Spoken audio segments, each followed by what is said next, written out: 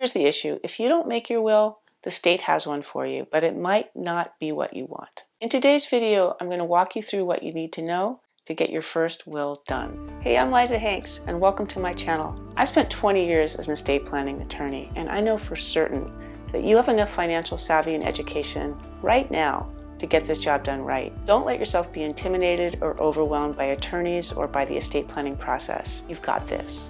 Making a simple will doesn't have to be expensive or complicated. There are do-it-yourself resources on the web. There's simple forms that you can purchase sometimes at stores, or you can work with an estate planning attorney to put a more comprehensive will in place. But there are important documents for all of us to have.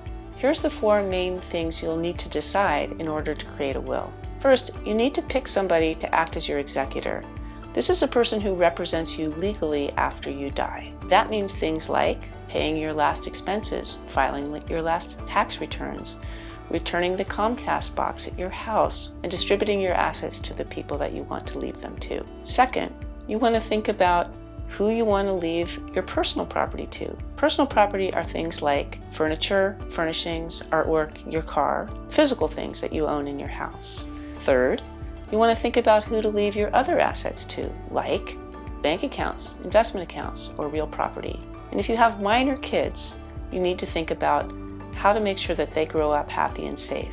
You'll need to name a guardian for them, somebody who can raise them to the age of 18, and you'll want to put something in place to manage their assets for them past the age of 18, because none of us want an 18-year-old to inherit a parent's property. When I do workshops for young families, people who don't have wills yet, I often hear what I call the target defense, which is I don't really have enough money to justify doing a will. But my answer to this is you do. Anybody who has a life insurance policy, a retirement plan, especially if you own real property, you might not feel wealthy now, but if you die, your kids are going to be inheriting well over $1 million most of the time, and you do need to put something in place for them.